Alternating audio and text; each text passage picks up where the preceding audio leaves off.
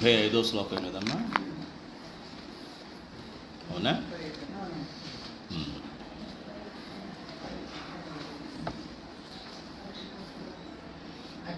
చదవండి చదవండి.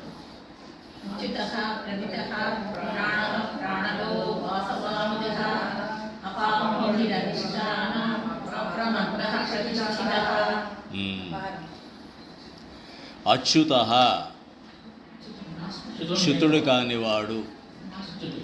చ్యుతుడు కానివాడు అంటే చ్యుతుడు అంటే నాశనం అనుకోవచ్చు, విడిపోవడం కావచ్చు. ఆ విడిపడడం అన్నది లేనివాడు. విడిపడడం అన్నది లేనివాడు. ప్రథిత అంటే పేరు పొందినవాడు. ప్రథిత అంటే పేరు పొందినవాడు. ప్రాణ అంటే ప్రాణశక్తి అయినవాడు, అంటే తనే ప్రాణమైనవాడు. ప్రాణద ప్రాణశక్తిని ఇచ్చేవాడు.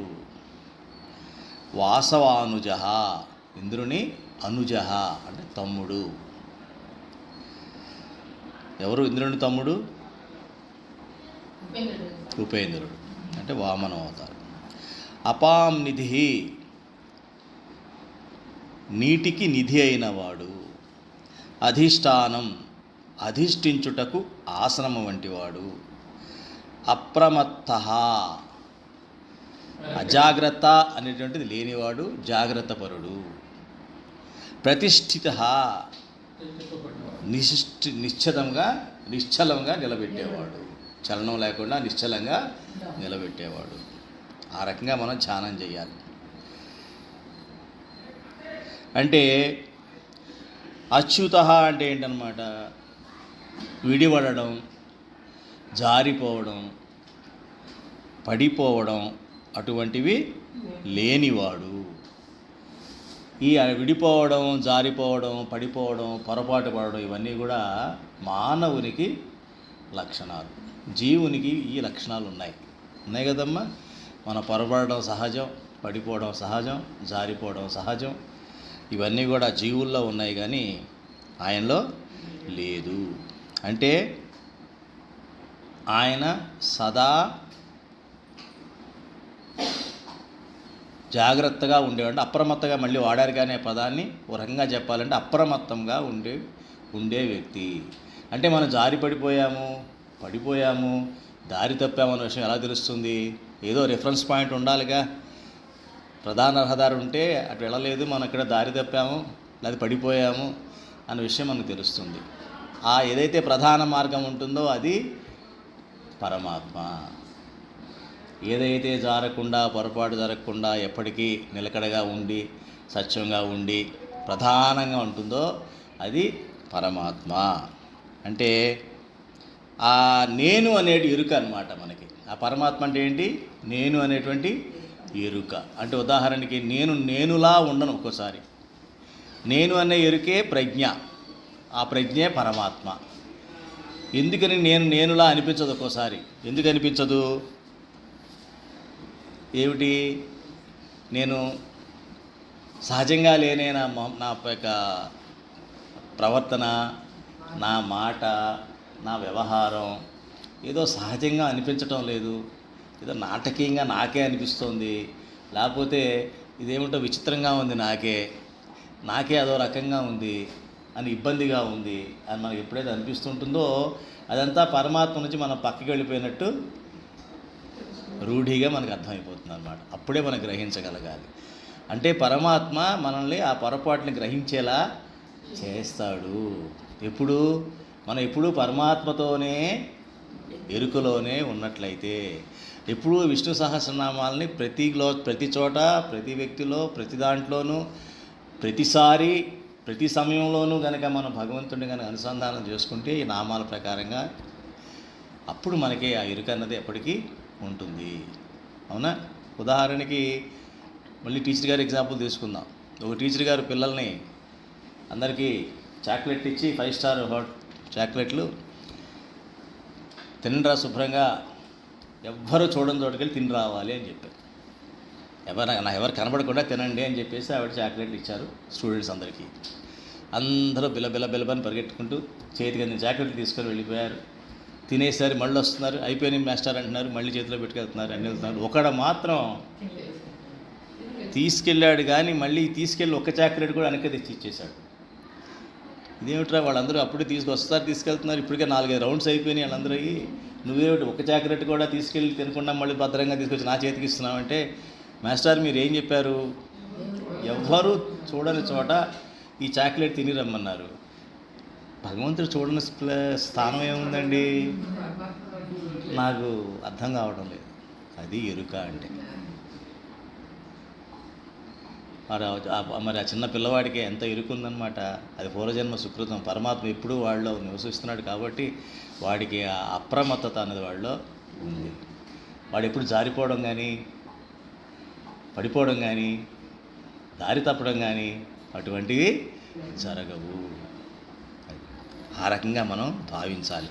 అంటే ఇప్పుడు నేను జారిపడకుండా, ఎక్కడి నుంచి జారిపడకుండా, ధర్మం నుంచి జారిపడకుండా ఉన్నట్లయితే నేను పరమాత్మతోనే ధ్యానంలోనే ఉన్నట్టు అనుకోవాలి. ప్రథిత అంటే ఏంటమ్మా, పేరు పొందినవాడు అంటే ఏమిటి? మనం ప్రతి చిన్న విషయానికి నాకు అన్నీ తెలుసండి బాగా అని అనాలనిపిస్తూ ఉంటుంది. ఏ విషయం పైన ఎవరైనా చెప్తుంటే ఈ విషయం నాకు బాగా తెలుసండి, ఇందులో నేను చాలా కృషి చేశాను, చిన్నప్పటి నుంచి నాకు ఇది చాలా ఇష్టమైనటువంటి విషయం, దీనిలో ఎంత కృషి చేశానంటే దీని మీద అపారమైన జ్ఞానం ఉంది నాకు, ఇప్పుడు మీరేది చెప్తున్నారో అవన్నీ నాకు తెలుసు అని చెప్పుకోవాలి. విశేషంగా తన గురించి, తన జ్ఞానం గురించి చెప్పుకోవాలని ఉంటుంది. చెప్పుకోవాలనే కాకుండా ఆ జ్ఞానంలో తను విశేషంగా కృషి చేయాలన్నటువంటి ఆకాంక్ష కూడా ప్రతి వాళ్ళలోనూ ఉంటుంది. ఇప్పుడు సైంటిస్టులు తీసుకోండి, లేకపోతే ఋషులు తీసుకోండి, ప్రసిద్ధమైనటువంటి ఏ వ్యక్తులన్నా తీసుకోండి, వారి రంగాల్లో వాళ్ళు ముందుకు వెళ్ళి ఆ జ్ఞానాన్ని ఇంకా ఎక్కువ సంపాదించుకోవాలని ప్రయత్నిస్తూనే ఉంటారు. ఆ గుణమే పరమాత్మ. నేను ప్రసిద్ధి చెందాలి. కానీ దురదృష్టవశాత్తు ఇవాళ మనిషి ఎందులో ప్రసిద్ధి చెందుతున్నాడు? సరైన జ్ఞానంలో కాకుండా అజ్ఞానంలో బాగా ప్రసిద్ధి చెందుతున్నాడు. సరైన మార్గంలో కాకుండా దుర్మార్గంలో బాగా ప్రసిద్ధి చెందుతాం అనుకుంటున్నాడు. అవునా కదా? ఒకసారి అమెరికాలో ఇంటర్వ్యూ చేశారంటే ఎవరిని? క్రిమినల్స్ని, జైల్లో ఉన్న క్రిమినల్స్ని ఇంటర్వ్యూ చేస్తే అప్పుడు అతను అన్నాడంట, ఒకటి అన్నట్ట, ఎందుకు చేశారా నువ్వు, అన్నీ బాగానే ఉన్నాయి, నీ బ్యాక్గ్రౌండ్ అంతా బాగుంది, నువ్వు అసలు ఈ నేరం చేసే అవకాశమే లేదు, ఏ రకంగా ఆలోచించినా కూడా ఇటువంటి నేరం నువ్వు చేస్తావని ఎవరు భావించే అసలు సందర్భం కానీ అట్లా అనుకునే ఆస్కారం కానీ లేదు నీ యొక్క బ్యాక్గ్రౌండ్ చూసినట్లయితే, ఎందుకు చేస్తావు ఇదంటే, నాకు నా పేరు పేపర్లో ఎక్కాలని ఉంది, మామూలుగా నా పేరు ఎవడో పేపర్లో రాయడం లేదు. అంతే కదమ్మా. ప్రసిద్ధి చెందిన వ్యక్తి గురించి ఎప్పుడో పద్మశ్రీ అవార్డు ఇచ్చినప్పుడు, ఆస్కార్ అవార్డు వచ్చినప్పుడు, లేకపోతే వాడికి ఏదో ఒక అవార్డు ఇచ్చినప్పుడు ఏదో ఒక మూల చిన్న బాక్స్లో వేస్తారు. అదే నోటోరియస్ అయితే ఫ్రంట్ పేజీలో హెడ్లైన్స్లో వస్తుంది, అందరూ మాట్లాడుకుంటాం, మీకు తెలుసా. ఎందుకు తెలిసేది వాడి గురించి తెలుసుకుంటే ఏం లాభం, వాడి గురించి ఎంత తక్కువ తెలుసుకుంటే అంత మంచిది. కానీ మనందరం వాడి గురించి తెలుసుకోవాలి ప్రయత్నం చేస్తూనే ఉంటాం. ఎందుకని? ఆ ప్రసిద్ధి చెందడం అన్నది ఎందులో ప్రసిద్ధి చెందాలి, ఎలా ప్రసిద్ధి చెందాలి అనే అవగాహన లేకపోతే ఏమవుతుందంటే ఆ రకంగానే అవుతుంది. ఎందుకని? మాయలో తన యొక్క పేరు నిలబడాలనుకుంటున్నాడు. అంతేగాని కనబడని భగవంతుడి దృష్టిలో నేను మంచిగా ఉండాలన్నటువంటి అభిప్రాయం వాళ్ళకి లేదు. సో ఇటువంటి జ్ఞానాన్ని మనం తెచ్చుకోవాలంటే భగవంతుడి యొక్క నామాలు ఎప్పుడు మనం స్మరించాలి. తర్వాత ఏమో ప్రాణ అంటే ఏమిటి? ప్రాణము. ప్రాణం అంటే ఏంటమ్మా? ప్రాణం దేనికి ఉంటుంది? జీవులకి. జీవులు అంటే ఎవరు? ఆత్మకి. జీవుడులో ఆత్మ ఉంటుంది. సరే, జీవుడు అంటే ఎవరు చెప్పారు? మీరు టీచర్ గారే. కరెక్ట్. ఒక రూపం, ఒక శరీరం ఉన్న దాంట్లో ప్రాణం అనేది ఉంటుంది. నేను ప్రాణం తెలుసుకోవాలంటే నాకేముండాలి? ముందు శరీరం ఉండాలి. సో ఆ ప్రాణం ఎవరు? పరమాత్మ. శరీరాన్ని ఇచ్చి మనకి తను ప్రాణంగా మనలో ఉచ్ఛ్వాస నిశ్వాసాలుగా మనలో ఉంటున్నాడు. ఇప్పుడు చెప్పండి, భగవంతుడు ఎక్కడ కనపడ్డావు? ప్రతి ఉచ్ఛ్వాసము పరమాత్మే, ప్రతి నిశ్వాసము పరమాత్మే మనం చూడగలిగితే. ఎందుకని? ప్రాణమే నేను అని చెప్పాడు. అంటే నేను బ్రతికున్నాను అంటే నాలో పరమాత్మ ఉన్నాడు అనే ఎరుక నాకు ఉంది. ప్రాణమే నేను అన్నాడు కాబట్టి అది మనం గ్రహించాలి. కాబట్టి ఈ ప్రాణశక్తి లేకపోతే ఏం జరుగుతుంది? మనకి చలనం అన్నదే ఉండదు. కాబట్టి ఆ ప్రాణము నేనే. ప్రాణదహ. ప్రాణదహ అంటే ప్రాణాన్ని ఇచ్చేవాడు. ప్రాణం ఆయనే, ప్రాణదహ ప్రాణాన్ని ఇచ్చేది కూడా ఆయనే. ప్రాణాన్ని ఇచ్చేది ఎలా మనకు స్పష్టంగా తెలుస్తుంది అంటే, మనం ఏదన్నా ఆపదలో ఉన్నాం అనుకోండి, ఎవరో రక్షించాడు, దారిని పోయే దానయాత్ర ఎవరో కూడా మనకు తెలియదు. మన బంధువు కాదు, మన మిత్రుడు కాదు, మన కాలనీ కాదు, అసలు మనం అంటే ఎవరో కూడా తెలియదు. కానీ మనం ఎప్పుడైతే నీళ్ళలో మునిగిపోవడమో, లేకపోతే అగ్నిలో చిక్కుకోవడమో, లేకపోతే యాక్సిడెంట్లో ఎక్కడో ఇరుక్కుపోవడమో జరిగితే సడన్గా ఒక వ్యక్తి వచ్చి మనల్ని కాపాడతాడు, రక్షిస్తాడు. అప్పుడు ఏమంటాం? ఆపద నుంచి నన్ను రక్షించాడు, నాకు ప్రాణభిక్ష ఇచ్చాడు అంటాం అనమా? అవునా? ఆయన ప్రాణదహ. ఎవరైతే నాకు ప్రాణాన్ని ఆ రకంగా ఇస్తారో అది నేనే. చూడండి భగవంతుడు ఎలా చూడొచ్చో. ఒక్కోసారి మన కష్టాలను చెప్పి ఎన్నోసార్లు బయటికి తీశాడు మనల్ని, ఎన్నో ఆపదల నుంచి మనల్ని బయటికి తీసుకొచ్చాడు. కానీ ఇప్పుడు మనం భగవంతుని గుర్తు తెచ్చుకున్నామా? తెచ్చుకోవాలా? అస్సలు ఆ టైంకి ఏదో, అది కూడా తర్వాత ఏం చెప్తాం? నా అదృష్టం బాగుందండి, నాకు ఎంత అటెండ్ అనుకుంటున్నారు అదృష్టంలోనూ ఎవరికీ లేదు. అదే యాక్సిడెంట్లోనండి చాలామంది పోయారండి, నేను బతికేశాను చెప్పుకుంటాడు. బతికాక ఏం తర్వాత ఏం సాధించావు? మళ్ళీ మామూలే, మళ్ళీ పేకాట, మళ్ళీ నీ రకరకాలు ఎటా జీవితం కుక్కతో ఒక వంకర. అప్పుడు ఎట్టుందిరా అంటే ఇప్పుడు కూడా అట్లా బతుకుతున్నావు. అరే నీకు ప్రాణం వచ్చింది, మళ్ళీ నీకు జీవితం వచ్చిందిరా, భగవంతుడు మళ్ళీ నీకు ప్రాణం ఇచ్చాడు అంటే ఆయన ఇప్పుడైనా గ్రహించే అవకాశం నీకు మళ్ళీ ఇచ్చాడు. ఏదో నన్ను మాత్రం ఎందుకు బతికించాడు, మిగతా వాళ్ళు ఎందుకు తీసుకెళ్ళిపోయాడు అంటే నాకు ఏదో కర్తవ్యమో బాధ్యత ఏదో ఉంది అని గుర్తు చేస్తున్నాడు పరమాత్మ అని నేను గ్రహించినాడు. అది భగవంతుని మనం తెలుసుకోగలుగుతాం. అక్కడ దాకా ఎందుకు? మనందరం కరోనా నుంచి బయటపడ్డాం. కరోనా అనే మహమ్మారి నుంచి దాని బారిన పడకుండా ఇంకో జన్మగా అసలు ఉంటామో ఉండమో, రేపు ఉంటామో ఉండమో లేని భయం నుంచి హాయిగా ఇవాళ బతుకుతున్నామంటే ఎంతమంది వాళ్ళు క్వశ్చన్ చేసుకున్నారు. ఆ రెండేళ్ళు కరోనా అప్పుడు అసలు ఏమిటి అర్థం కాల. ప్రాణాలు అలా ఎదురు కనబడుతూ ఉండేవి, మన లోపల ఉండేవి కాదు, ఎదురు కనబడి ఎప్పుడు పోతాయో తెలియదు అన్నట్టుగా. ఆస్తులు కానీ డబ్బు కానీ వాటి గురించి ఆలోచన అన్నదే లేదు. అది ఆస్తులు ఎంత, అది బంగారాలు, వాటి మీద అసలు సమస్యే లేదు. మరి అటువంటి స్థితిలో బయటపడి మనం తర్వాత ఏం సాధించాం? 100 రెట్లు అయిపోయింది అత్యాశ, 1000 రెట్లు అయిపోయింది అత్యాశ, రాక్షసత్వం 1,00,000 రెట్లు అయిపోయింది. మరి ఏమనగలరు దీన్నే ఆధ్యాత్మిక జీవితం లేకపోవడం అంటారు. కృతజ్ఞత అని ఎక్కడో చెప్తాడు మన దాంట్లోనే. కృతజ్ఞత లేకపోవడం, భగవంతుడిని పొందకపోవడం రెండు ఒకటే. కాబట్టి ఎవరైతే రక్షించే బుద్ధి ఉంటుందో అది భగవంతుడు. సో మనం కూడా ఎవరన్నా రక్షించే ప్రయత్నం చేయాలి, ఎవరన్నా సేవ చేసే ప్రయత్నం చేయాలి, ప్రతివారి మీద దయ చూపించాలి. ఇవన్నీ భగవంతుని లక్షణాలు. ఈ భగవంతుని లక్షణాలు మనలో ఉంచుకోవడమే ఆధ్యాత్మికత, అంతకుమించి వేరే ఏం లేదు. అవి లేకుండా పారద్రోలేసి ఈ అరిషడ్వర్గాలకి లోనైపోయి మనం కర్మలు చేస్తే అది భగవంతుడిని కోల్పోయి మనల్ని మనం ఒంటరి వాళ్ళం, అనాథల కింద అయిపోయినట్టు భావించాలి. తర్వాత ఏంటమ్మా? ప్రాణదహ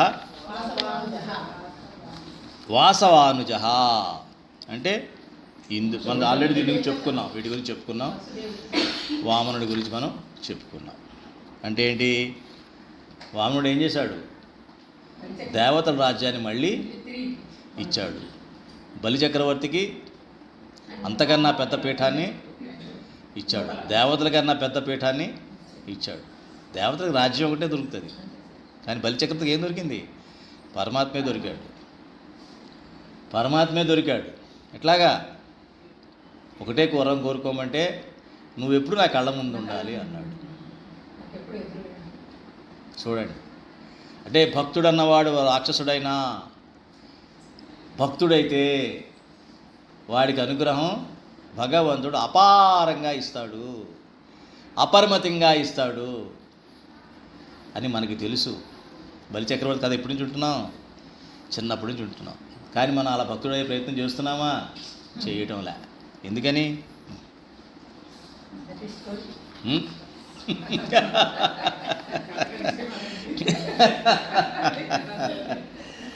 అంత ఉపయోగం ఉందే, ఎవరికి అందనటువంటి ఉపయోగం ఉందే, భగవంతుడే మనం చెప్పినట్టుగా వింటాడే, మరి ఎందుకు మనం అట్లా కాలేకపోతున్నామని ఎవరికి వాళ్ళు ప్రశ్నించుకున్నట్లయితే మనకి పరమాత్మ అందుతాడు. తర్వాత అపాం నిధి అంటే, అపాం నిధి అంటే ఏంటి? అపాం అంటే నీరు అనమాట. ఆ నీటికి ఆధారం, అంతే కదా. ఏమంటాం? భగవంతుడిని నారాయణుడు అంటాం. నారాయణుడు అంటే నీటిలో ఉన్నవాడు అని అర్థం. కాబట్టి నీటిలో ఉండేటువంటి వాడు అంటే మొత్తం ఈ ప్రపంచం అంతా ముందు ఎక్కడ ఉండేది? ఈ భూమి అంతా నీటిలోనే ఉండేది. కాబట్టి నారాయణుడు. అధిష్టాన అప్రమత్త. అపాం నిధి అధిష్టాన కదా. అపాం నిధి అధిష్టాన అంటే అధిష్ఠించుటకు పీఠము లేక ఆసనము. ఈ జీవులు దేని మీద అధిష్ఠిస్తారు? ప్రాణం ఒకసారి రాగానే శరీరంలోకి ఈ జీవులన్నీ ఎక్కడికి వస్తాయి? ఈ యొక్క భూమిపైకి, విశ్వంలోకి వస్తాయి. అంటే ఈ జీవులకి ఆధారం ఈ విశ్వం. సో అటువంటి విశ్వమే పరమాత్మ. ఈ జీవులకు ఆధారమైనటువంటి విశ్వమే పరమాత్మగా మనం ధ్యానించాలి.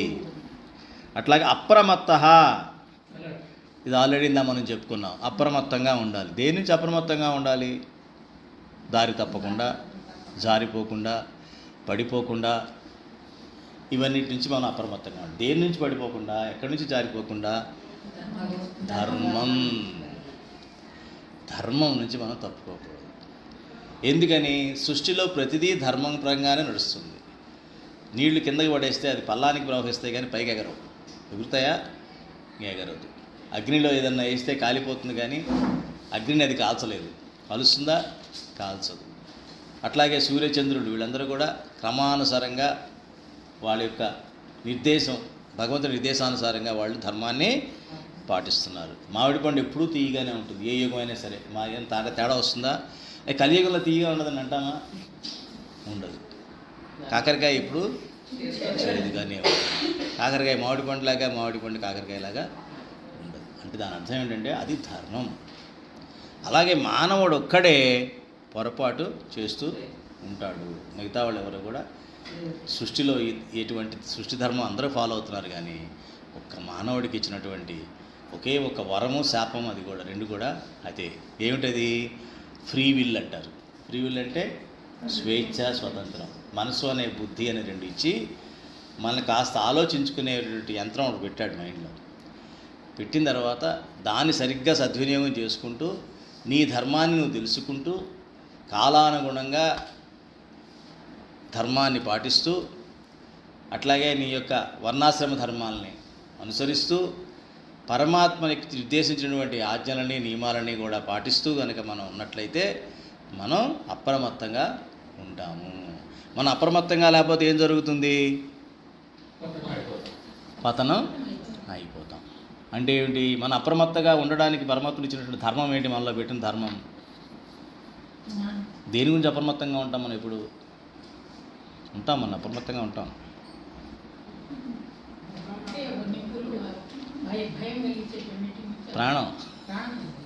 ప్రాణాల గురించి అప్రమత్తంగా ఉంటాం. ప్రాణాలు పోతాయేమో, కాకపోతే ఒకటి పోతాయేమో అని. ప్రాణం పోతుందేమో, ఎప్పుడు పోతుందో ఏమిటో. ఇదే కదా, అది ధర్మమే కదా. అంటే పరమాత్మ మనల్ని ఎప్పుడూ ఆ ధర్మాన్ని గుర్తు చేస్తున్నాడు కదా.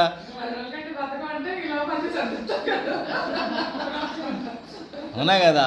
అంటే ఏంటి? ప్రాణము భగవంతుడని చెప్పాడు, ఆ ఎరుక నీలో పెట్టాడు. పరమాత్మ నాలో ఉన్నాడని తెలిసినప్పుడు ధర్మాన్ని ఎందుకు తప్పు ప్రయత్నం చేస్తున్నావు? అదే అజ్ఞానం. అప్రమత్తంగా ఉండం. అప్రమత్తంగా ఉండగానే ప్రాణం పోయిందంటే మళ్ళీ శరీరం ఉంటుందా? ప్రాణం పోయిన మరుక్షణం శరీరాన్ని తీసాలు పడేస్తారు. ఉంచుతారు ఎవరైనా? ఉంచరు. ఎంత పెద్ద మోడల్ అయినా, ఎంత పెద్ద సింగర్ అయినా, ఎంత పెద్ద సైంటిస్ట్ అయినా, ఎంత పెద్ద యాక్టర్ అయినా, ఎంత పెద్ద నాయకుడైనా తీసి అవతలు పడేస్తారు, ఈడ్చి అవతలు పడేస్తారు. ఉంటుందా శరీరాన్ని? ఉంచుతాడా? ఎవరిని ఉంచరు. క్లియోపాట్రా కావచ్చు, వాడి పెద్ద హెర్క్యులస్ కావచ్చు, వాడి పెద్ద యాక్టర్ కావచ్చు, వాడి పెద్ద సింగర్ కావచ్చు, పెద్ద నాయకుడు కావచ్చు, అయితే ఏంటయ్యా అంటారు. భార్య పిల్లలకి ఎట్లాగో అది ఓకే, అది అర్థమయ్యే విషయమే. కానీ చాలా పేరుంది కదా అని చెప్పి వాడిని పెద్ద ఏమీ ఉండదు కదా. అది దాని అర్థం. అంటే పరమాత్మను ఎప్పుడైతే ఉచ్ఛ్వాస నిశ్వాసాల్లో మనం గ్రహిస్తామో మన ధర్మాన్ని మనం అటు ఇటు వదలకుండా ఉండేలాగా మనం ఎప్పుడు కూడా అప్రమత్తంగా ఉంటాం. తరువాత ప్రతిష్ఠిత. ప్రతిష్ఠిత అంటే ఏమిటంట? ప్రతివాడు తన భావాలని, ఆశయాలని స్థాపించడానికి ప్రయత్నిస్తూనే ఉంటాడు. తన యొక్క భావాలని, తన యొక్క ఆశయాలని స్థాపించడానికి ప్రయత్నిస్తూనే ఉంటాడు.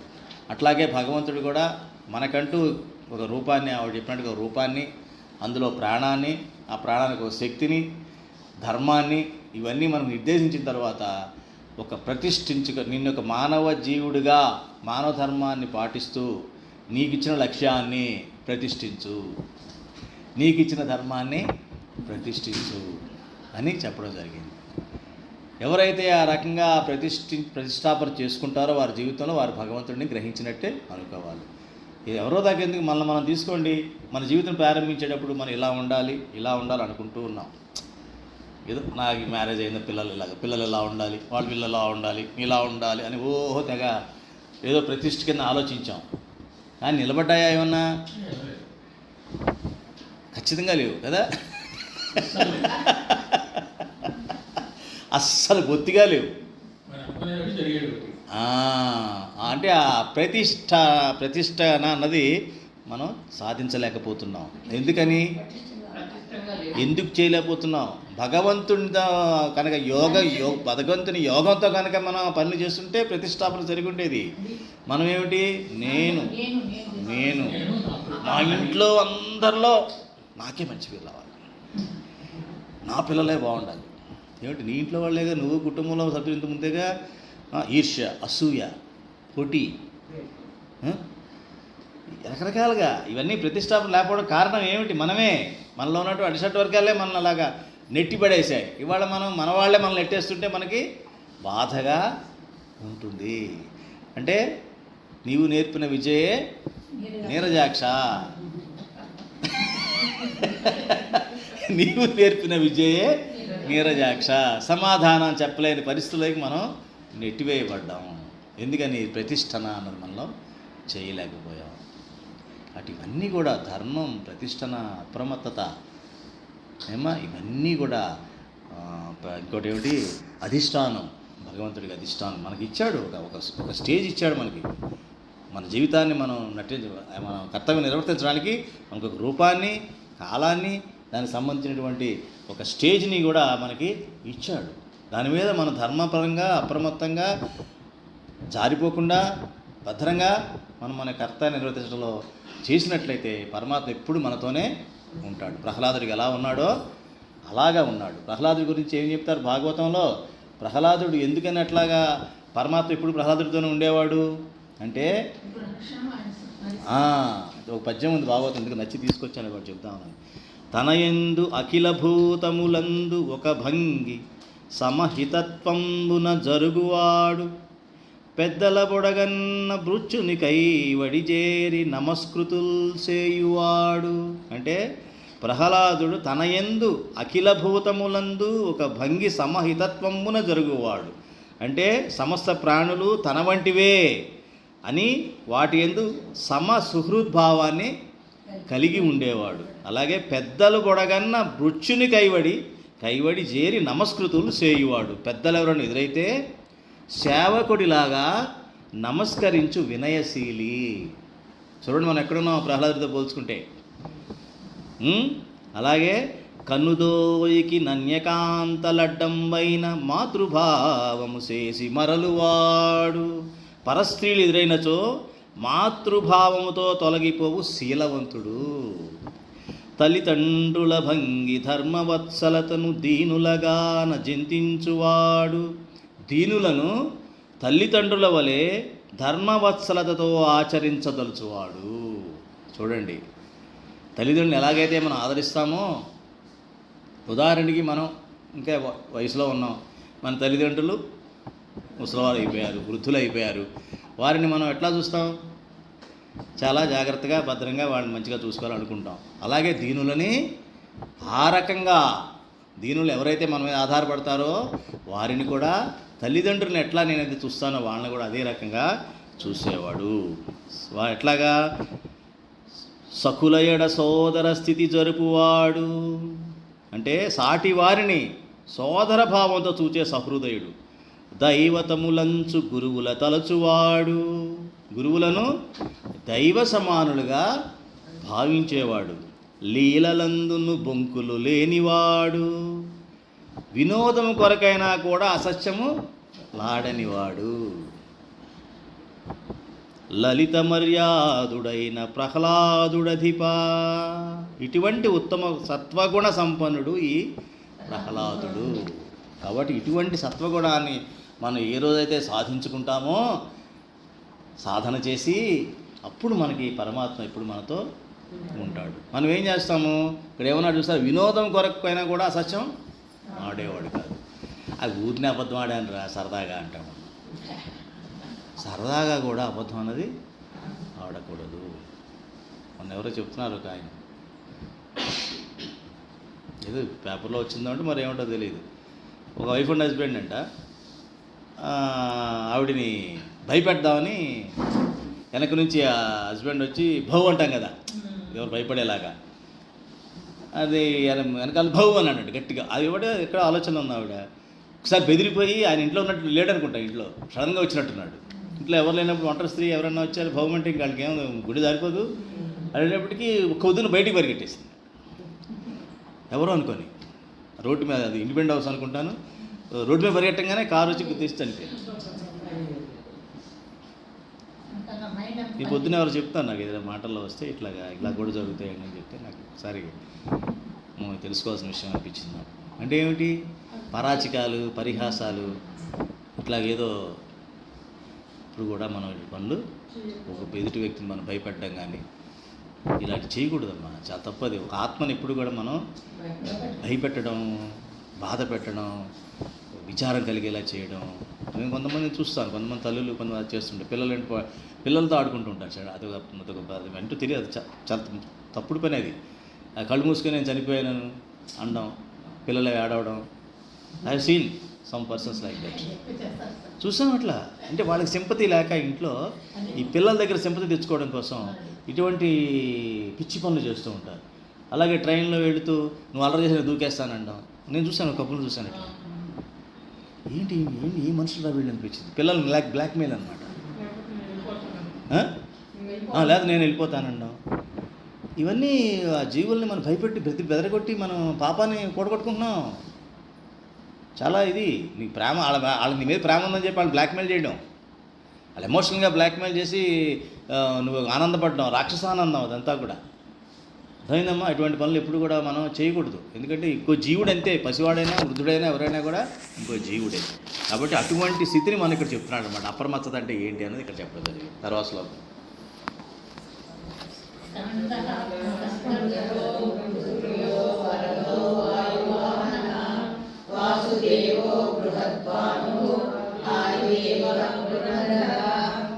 స్కంద. ఎవరమ్మా స్కందుడు? సుబ్రహ్మణ్య స్వామి కుమారస్వామి స్వరూపం. స్కందధర అంటే సుబ్రహ్మణ్యేశ్వర స్వామిని ధరించిన తల్లి. ఎవరు ఆయన తల్లి? ఎవరని చెప్తాం? పాలిచ్చింది ఒక ఆవిడ, కన్నది ఒక ఆవిడ. వీళ్ళందరూ తల్లి కింద లెక్క. అగ్ని కృతికలు కృతికలు పాలిచ్చి పెంచారు.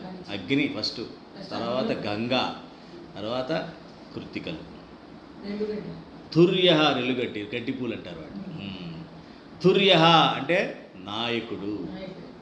వరద అంటే వరములిచ్చువాడు. వాయువాహన, వాయువే తన వాహనమైన వాడు. వాసుదేవ, వసుదేవుని కుమారుడు, అలాగే జీవుల చేష్టల రూపం వ్యక్తమయ్యేవాడు. బృహద్భాను, బృహత్ అంటే చాలా బ్రహ్మాండం అంటాం కదా, బ్రహ్మాండం అంటే బృహత్ అనమాట, చాలా పెద్దది అనమాట. భాను అంటే సూర్యుడు, సూర్యుడు అంటే కాంతి, చాలా గొప్ప ప్రకాశాన్ని కలిగినటువంటి వాడు. ఆదిదేవ, మొట్టమొదటి దేవుడు. శివుడు కాదు, పరమేశ్వరుడు అంతే, పరమేశ్వరుడు అంతే, పరమాత్మే. అంటే మొట్టమొదటిసారిగా వ్యక్తమైన వాడు అనమాట. మొట్టమొదటిగా వ్యక్తమైన వాడిని ఆదిదేవ. పురందర, పురందరుడు అంటే పురములని ధరించడం, నాశనం చేసిన వాడు కూడా చెప్తారు. తాత్పర్యం ఏంటంటే పరమాత్మని రాక్షస సంహారానికై దేవతల సైన్యమును నడుపుటకు సుబ్రహ్మణ్యేశ్వరుడిగా, అగ్నిగా, గంగగా, కృతికలుగా మరియు వీరిని ఆయన జన్మకు కారకులైన వారిగా ధ్యానం చేయాలి. అంటే ఇక్కడ సుబ్రహ్మణ్య స్వామి అంటే ఏంటంటే ఆది దేవుడి కింద మనం భావించాలి. అంటే ఫస్ట్ తేజస్సు పుడుతుంది కదా, తేజస్సు నుంచి జలం పుడుతుంది. స్కంద అంటే అర్థం అనమాట, బొట్లు బొట్లుగా పడేటువంటి జలాన్ని స్కందం అంటారు. అట్లా ఆ రకంగా అంటే ముందు వచ్చింది ఏంటి, వాయువు నుంచి జలం వచ్చింది, జలం నుంచి మిగతావన్నీ కూడా వచ్చాయి. అంటే వాయువే తన వాహనంగా వచ్చి కాంతిగా తేజస్సుగా వచ్చి వరములు ఇచ్చేవాడిగా ఆయన్ని మనం భావించాలి. అంటే ఏంటి, ఆ తర్వాత వచ్చి రాక్షసుల పురములను నశింపజేసినవాడు. రాక్షసుల పురములు అంటే ఏముంటాయి, అధర్మం, అన్యాయం, అవినీతి, ఇవన్నీ కూడా ఉంటాయి. వాటిని అంతం చేసేవాడిగా మనం స్మరించాలి. అంటే ఇక్కడ ఎట్లా అంటే ఇక్కడ అన్నీ చెప్పాలంటే చాలా డీప్గా ఉంటుంది ఇది పురంధరుడు అని చెప్తాను. మనసులో గల కామము, క్రోధము, మదము, మాత్సర్యము మున్నగు దుష్టభావాలే రాక్షసులు. ఆ భావన వలన ఊహలు, చేయు పనులు మున్నగనవే వారి పురములు. ఎప్పుడైతే మనలో కామ, క్రోధ, మద, లోభ, మాత్సర్యాలు వస్తాయో, అషడ్వర్గాలు వస్తాయో మనసులోకి, వచ్చిన తర్వాత వాటి ద్వారా మనం ఏ పనులు అయితే చేస్తామో అవన్నీ పురములు అన్నమాట. రూపాన్ని సంతరించుకుంటాయి. అంటే కర్మగా అవి బయటపడతాయి. ఆ కర్మగా బయటపడిన వాటిని ఆయన నాశనము చేస్తాడు. ఎవరది, ఇంద్రియములకు అధిపతి ఇంద్రుడు. అతని యందు విష్ణువు ఆవేశిస్తాడు. ఇంద్రియములకు అధిపతి ఇంద్రుడు. ఇంద్రుడిలోకి ఎప్పుడైతే మనం విష్ణువుని, పరమాత్మని మనం ఆవేశింప చేస్తామో అప్పుడు మాత్రమే ఆ పురములని అంతం చేయగలిగేటువంటి శక్తి వస్తుంది. అప్పటి వరకు మనకి ఆ శక్తి మనలో ప్రవేశించదు. ఏ శక్తి, విష్ణువు మనలో ప్రవేశించడు. విష్ణువు ప్రవేశించినంతసేపు మనం ఇంద్రియాలతోనే మన పనులన్నీ చేస్తూ ఉంటాం. ఇంద్రియాలు రాక్షసులు కాబట్టి రాక్షస క్రీడలు, రాక్షస కార్యకలాపాలు మన ద్వారా జరుగుతూ ఉంటాయి తప్ప మనం ధర్మం సంబంధించింది, భగవంతుడికి సంబంధించినటువంటి విషయాలు ఏవి మన ద్వారా జరగవు. అప్పుడు మనం ఏం చేయాలి, పరమాత్మని మనలో కనుక ఆవేశింపజేసినట్లయితే ఆయన ద్వారా అది ఆ పురములన్నీ కూడా మనకి నాశనం అయిపోతాయి. కాబట్టి ఆ మనలో ఉన్న రాక్షసుడు పోవాలంటే విష్ణుమూర్తిని మనం ఈ రకంగా ధ్యానించి తీసుకొని మనలో పెట్టాలి. అంటే ఏంటనమాట, ఆయన ముందు తేజస్సుగా వచ్చాడు, తేజస్సు నుంచి జలం వచ్చింది, జలం వచ్చిన తర్వాత వాయువుగా ఆయన వాహనంగా ఆయన వచ్చాడు. వచ్చి ఆయన మనస్సు అనేటువంటి నాలోకి వచ్చి నాలో ఉన్నటువంటి మనసులో ఉన్నటువంటి ఇంద్రియాలు ఉన్నటువంటి అధిపతి అయిన ఇంద్రుడిలో తను ఆవేశింపు చేసి తను వచ్చి మనలో ఉన్నటువంటి ఈ రాక్షస సంబంధించిన పురాలన్నీ కూడా నాశనం చేస్తాడు అని మనం భావిస్తూ ఉన్నట్లయితే ఎప్పుడు కూడా మన మనస్సు వేరే చోటకి అటు ఇటు పోదు. మన ఉనికి కూడా మనకి తెలుస్తుంది. మనం ఎట్లా వచ్చాము, మనకి అసలు ఏమిటి, మనం ఎవరి ద్వారా వచ్చాము, ఆ సుబ్రహ్మణ్యేశ్వర స్వామి ద్వారా మన రావడం ఇక్కడ జరిగిందనే విషయం మనకు అర్థమవుతుంది అనమాట. యాక్చువల్గా అదంతా కూడా మన ఈ మనిషి పుట్టుకలో అంతా ఇందులో ఉంటుంది అనమాట. అవన్నీ కూడా అందులో ఉంటాయి. తర్వాత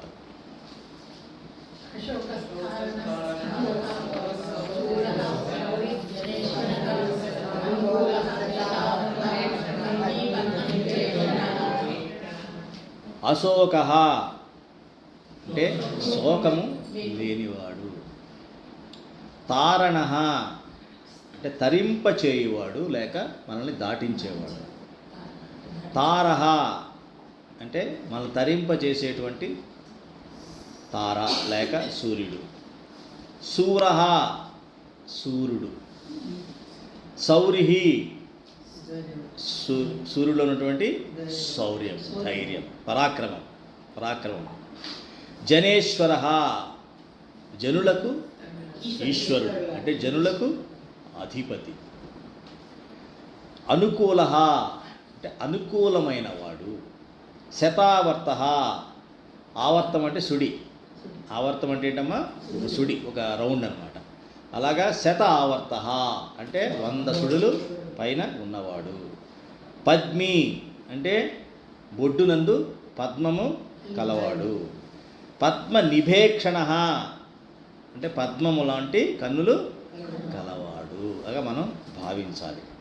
అంటే భగవంతుడికి దుఃఖానికి అతీతంగా ఉండాలి. మాయను తరింపజేసేవాడు ఆయనే. ఒక తారలాగా ఉండి మనకి మార్గాన్ని నిర్దేశించేది కూడా ఆయనే. సూర్యుడిగా శౌర్యముగా ఇతరులతో అనుకూలించేవాడిగా అందరినీ తన చుట్టూ 100 సుడులై ఆకర్షించేవాడిగా నాభియందు పద్మం గలవాడిలా పద్మదళముల వంటి కన్నులు కలవానిగా ధ్యానము చేయవలెను. ఆ రకంగా ఆయన్ని మనం ధ్యానం చేయాలి. ఎప్పుడైతే ఈ రకంగా మనం చేస్తామో ఆ రకంగా మనం అవుతాం. అంటే దుఃఖానికి అతీతంగా అవుతాం, మాయకి అతీతంగా పోతాం. అట్లాగే ఇప్పుడు కూడా మనల్ని మార్గాన్ని నిర్దేశకులు ఎవరు నిర్దేశం చేస్తారు? ఆ తార ఎవరు? భగవంతుడు. తార అంటే ఒకప్పుడు ఏంటమ్మా ఈ మ్యాప్లు గీపులు ఎన్ని రానప్పుడు ఎలా ఉండేది? ధ్రువ నక్షత్రం లేకపోతే గ్రహాలు చూసి పడవలో వెళ్ళినప్పుడు ఆ నక్షత్రం బట్టి ఇటు వెళ్ళింది మనం అలా వెళ్ళాలి ఇలా వెళ్ళాలి అని అనుకుంటూ ఉండేవాళ్ళు అనమాట, దారి చూసేప్పుడు అనమాట. అట్లాగే మన జీవితంలో కూడా మనకి అలా దారి చూపించేది పరమాత్మగా మనం భావిస్తూ మనం అందరినీ ఆకర్షించేవాడుగా భావించాలి ఆయన్ని. అందరినీ ఆకర్షించేది ఆయనే. మరి అందరినీ ఆకర్షించాయని నన్ను ఎందుకు ఆకర్షించట్లేదు ఆయన అని బాధపడాలి. నాకెందుకు ఆకర్షితుడిగా కాలేకపోతున్నాడు ఆయన? నన్ను ఏదో ఇంకేదో ఆకర్షిస్తోంది ఏమిటి? ఆయన కదా నేను ఆకర్షించాలి, ఆకర్షింపబడాలి కదా నేను అని అనుకున్నాడు పరమాత్మ పక్కన నిలబడతాడు. మనకు తెలియదు అసలు. పిలిచావు కదయ్యా అంటాడు ఆయన. కంగారు పడతాం మనం. ఇందాక ఆవిడేదో బెమ్మేళ్ళిపోయినట్టుగా మనం కంగారు వీడికి మాట్లాడుతున్నాడు భగవంతుడు వచ్చేసి అని చెప్పేసి అట్లాంటి సిచ్యువేషన్ మనకు వస్తుందన్నమాట. ఆ రకంగా మనం భావించాలి. అంటే ఈ శోకం అనేది ఏంటి? ఎందుకు మనం తరించాం? శోకం నుంచి శోకం అనేది లేనివాడు పరమాత్మ అంటున్నాం. ఆ గుణం మనకు కావాలి అంటున్నాం. మరి మనకెందుకు అది సాధ్యం కావడం లేదు? దాన్ని అలా ఆ రకంగా మనం అవ్వాలంటే మనం ఏం చేయాలి? లేకపోతే ఆ రకంగా మనం ఎందుకు కాలేకపోతున్నాం అంటే మళ్ళీ మనం వేసుకునే ప్రశ్నలు. అవునా? దానికి కారణం ఏంటంటే మూల కారణం ఎవరికో శోకం వస్తే మన శోకం అంత ఫీల్ అవ్వం. సినిమా చూసినట్టు సీరియల్ చూసినట్టు ఏదో ఒక స్పందన లేకుండా ఇంకేమైనా స్పందన ఉంటే మనకు కాలేదులే సంతోషం అనేటువంటి ఒక చెత్త అభిప్రాయం లోపల ఉండో స్వార్థపూరితమైనటువంటి ఆలోచన మనల్ని శోకం నుంచి దూరం చేయదు. ఎందుకని? ఎదుటివాడికి ఈరోజు శోకం వచ్చింది, ఆ శోకం నీకు రేపు వస్తుంది కదా, ఏదో శోకం వస్తుంది కదా. దానికి మనం సిద్ధంగా ఉన్నామా? లేదు. ఆ శోకాన్ని దాటాలంటే శోకాన్ని నేను అనుభూతి చెందాలి. ఎవరి శోకమైనా సరే నా శోకంగానే భావించాలి. ఎప్పుడన్నా మనం వార్తలు చూసినప్పుడు యాక్సిడెంట్ కానీ లేకపోతే ఇలా వైఫ్ అండ్ హస్బెండ్ కొట్టుకొని చనిపోయారు కానీ ఇలాంటివి తెలుస్తుంటే ఆ బాధను మనం 100% అనుభవించాలి. అనుభవించి వారి గురించి మనం భగవంతుడికి ప్రార్థన చేయాలి. ఎంత ప్రార్థన చేయాలంటే మనస్ఫూర్తిగా చేయాలి. అదేదో మనమే ఉన్నామా ఆ పరిస్థితిలో అన్నంత బాధ మనలో రావాలన్నమాట. ఆ శోకాన్ని మనం అనుభవించాలి. ఎప్పుడైతే అనుభవిస్తామో మన శోకాన్ని దాటేస్తాం, పరమాత్మ శక్తి మనకి ఇస్తాడు. కాబట్టి మనం ఏం చేస్తాము, జరిగినటువంటి దుర్ఘటనని పదే పదే పదే పదే పదే పదే చూస్తాం. మరి నీ శోకాన్ని చూస్తావా? నువ్వు ప్లే చేసుకుంటావా? నీ జీవితంలో కానీ శోకాన్ని పద్దాక రీప్లే చేస్తావా? మర్చిపోవడానికి ప్రయత్నిస్తావా? పదే పదే ప్లే చేసుకుంటావా? మర్చిపోవడానికి ప్రయత్నిస్తావు. మరి వాళ్ళది ఎందుకు అంత ఆనందంగా చూస్తున్నావు? మనలో ఉన్న రాక్షసత్వం, మానవత్వం అన్నది లేదు. అది నాకు జరగలేదు, మన పహల్గాంలో నేను లేను, చాలా అదృష్టం, లేదా ఆ పక్క నుంచి వెళ్ళిపోయాను, ఎన్ని యాత్రలు చేశా కానీ నాకు జరగలేదు, నేను చాలా పుణ్యాత్ముడిని. ఇదా నీలో రావాల్సిన ఆలోచన? మరి దాన్ని అదే అన్ని టీవీ ఛానల్స్లో చూస్తే కూడా తృప్తి కలదు వీడికి. అన్ని పేపర్లోనూ అదే న్యూస్ చదవాలి. ఏమిటా రాక్షసత్వం కదా? ఒక్కసారిగా వాళ్ళ గురించి మనం ఎంత తడిసిపోవాలి, మనసు పిండి ఇలా చూసారా, కళ్ళము నీళ్ళు రావాలి అది తలుచుకుంటే. అంత శోకం మనం అనుభవించి వాళ్ళకి ప్రేయర్ చేస్తే కనీసం వారి నక్షత్రాలు వాళ్ళకి మనం చేసిన ప్రేయరు. తండ్రికి తల్లి కోల్పోయిన కొంతమంది, తల్లి అంటే లేడీస్ నేను చేయలేదు అనుకోండి, తండ్రి కోల్పోయిన వాళ్ళు, వాళ్ళు బిడ్డను కోల్పోయిన వాళ్ళు, రకరకాల వ్యక్తులు మనం చూసాం. మరి వాళ్ళందరికీ ఎవరు భగవంతుడు ఒక్కడే దిక్కు, ఇంకెవరు ఉన్నారా? లేదు. మనం ఆ రకంగా చూడాలి. దుర్ఘటన ఏది జరిగినా కూడా నేను లేనే అక్కడ సంతోషం అనే మానసిక ఆనందం పక్కన, రాక్షసానందం పక్కన పెట్టి చాలా ఇదిగా మనం కనుక శోకాన్ని అనుభవించినట్లయితే మన శోకాన్ని నుంచి మనం తరింపబడతాం. అప్పటి వరకు శోకం నుంచి మనం తరింపబడం. తారణ అంటే జీవులకి విష్ణువు వారి జీవితములందు కష్టముల చుట్టుముట్టి మనసును శూన్యం చేసినప్పుడు వారికి ధ్రువతార వలె దారి చూపిస్తాడు. ఎప్పుడన్నా మనకు శోకం కానీ దుఃఖం కానీ మన జీవితంలో వచ్చినప్పుడు ఆయన వెలుగుతారలాగా ఉండి ఏం కాదు నీకు, నేనున్నాను అంటే అభయం ఆయన ఇస్తాడు. అభయం తీసుకోవడానికి నువ్వు సిద్ధంగా ఉండాలి. నాకు మార్గదర్శనం ఇప్పుడు చేసేవాడు ఏ మానవ మాత్రుడు నాకు ఈ పరిస్థితిలో మార్గదర్శనం చెయ్యలేడు. కేవలం పరమాత్మ మాత్రమే నాకు దిక్సూచి. ఆయన యొక్క దీనితోనే నేను ముందుకి వెళ్ళగలుగుతాను, ఇంకో అడుగు వేయగలుగుతాను తప్ప ఇంక దేది కూడా నన్ను కాపాడలేదు. నా ఆస్తులు కానీ, నా బాసులు కానీ, నా బంధువులు కానీ, నా మిత్రులు కానీ, నా సమాజంగా, నా చుట్టుపక్కల వాళ్ళు ఎవరు కూడా నన్ను ఆ శోకం నుంచి బయటికి తీసుకురాలేరు, నన్ను తరింప చేయలేరు అన్న విషయం మనం గ్రహించాలి. అటువంటి తార ఆయన అని మనం ధ్యానించాలి. అలాగే సూర్యుడు అంటే సూరత్వం ఎవరికి కావాలి? ఎవరిని సూర్యుడు అంటాం? యుద్ధం చేసేవాడిని సూర్యుడు అంటాం. యుద్ధం అనేది జనరల్గా ఎందుకు చేస్తుంటారు?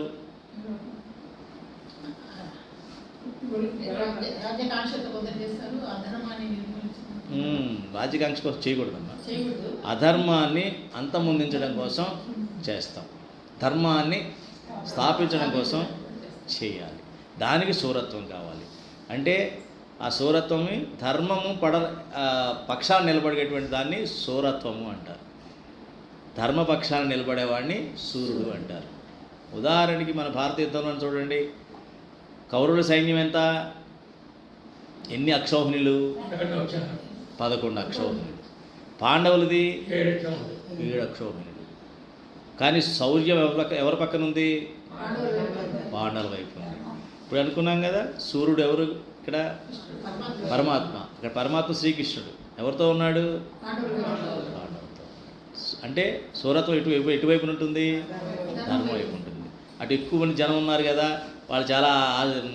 వాళ్ళకి అన్ని ఆస్తిపాస్తులు ఎక్కువ ఉన్నాయి, వాళ్ళకి చాలా ఉన్నాయి, వాళ్ళు చాలా గొప్పవాళ్ళు చెప్పి వాడవైపు వెళ్తాడా? భగవంతుడు వెళ్ళడు. ధర్మం ఎటుంటే అట్టే ఉంటాడు. అది మనం గ్రహించాలి. నా వైపున ఎందుకంటే భగవంతుడు లేడంటే ఇక్కడ ధర్మం లేదు, నీ పక్కన ధర్మం. కానీ అదేంటంటే అలా కనిపిస్తుంది, అధర్మం ఉన్నవాడు సక్సెస్ అవుతున్నారు కదండి. సక్సెస్ అవుతున్నాడు వాడు నీ దృష్టిలో, కానీ యాక్చువల్గా వాడు ఏమవుతున్నాడు? పతనం అవుతున్నాడు. వాడు యాక్చువల్గా పతనం అవుతున్నాడు. ఏ రకంగా పతనం అవుతున్నాడు? వాళ్ళ శోకానికి వాడికి ఉపశమనం లేదు, వాళ్ళు అశాంతికి ఉపశమనం లేదు. అందుకని వాడు ఏం చేస్తాడు? వేరే మార్గాలను ఎత్తుక్కుంటూ ఉంటాడు. మానసికంగా పతనం అవడానికి ఎలా తెలుస్తుంది మనకి? ప్రతివాడికి శాంతి కావాలి, ఆడి మనిషే కదా. దానికి ఏం చేస్తాడు? ఆ శాంతి కోసం వేరే మార్గాలు తొక్కుతాడు. వ్యసనాలకి లోనైపోతూ ఉంటాడు, కాలాన్ని చంపేస్తూ ఉంటాడు. ఆ వ్యసనాల్లో పెట్టి కాలాన్ని ముందు తోసేస్తూ ఉంటాడు. ఆ రకంగా వాళ్ళ మానసిక అశాంతి అలా పెద్దదవుతుంది కానీ తగ్గుతుందా? తగ్గదు. ఆ యొక్క శాంతి తెచ్చుకోవడం కోసం, అశాంతి తగ్గించుకోవడం కోసం రోజు రోజుకి వ్యసనాల యొక్క పర్సంటేజ్ని పెంచుకుంటూ పోతాడు. పెంచుకుంటూ పోయి పోయి పోయి పోయి తన దగ్గర డబ్బులు ఉన్నంత వరకు అది చేసిన దాన్ని చేసుకుంటూనే అలా వెళ్ళిపోతూ ఉంటాడు. చివరికి ఒంటరిగానే పోతాడు. ఎందుకని ఒంటరిగా పోతాడు అంటాం? అటువంటి వాళ్ళని ఏది తనతో రాదు, అరే ఇంత నాతో రావట్లేదేమిటి అని బెంగతో పోతాడు. అవునా? అది పతనం అంటే. సో ఆ రకమైనటువంటి, ఎందుకని ఆ సూరత్వం అన్నది వాళ్ళ నుంచి దూరం అయిపోయింది. ఎందుకని? ధర్మంతో వాళ్ళు లేరు కాబట్టి, సూర్యుడు అనే పరమాత్మ వాళ్ళ దగ్గరికి రాలేదు కాబట్టి, ఆ ధైర్యం వాళ్ళకి లేదు కాబట్టి, ఒక పిరికివాడుగా ఉండిపోయారు కాబట్టి, ఆ పిరికితనాన్ని కప్పపుచ్చుకోవడం కోసం లేనిపోని ప్రగల్భాలు కావచ్చు, లేనిపోని ఏదో ఏర్పాట్లు చేసుకొని వాళ్ళు పతనం అయిపోతారు.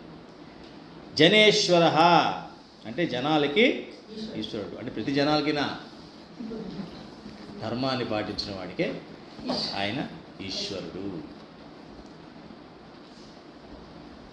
ఎవరైతే కష్టపడి మన ధర్మ మార్గంలో సంపదని పెంచుతారో ఆ దేశం మాత్రమే సుభిక్షంగా ఉంటుంది.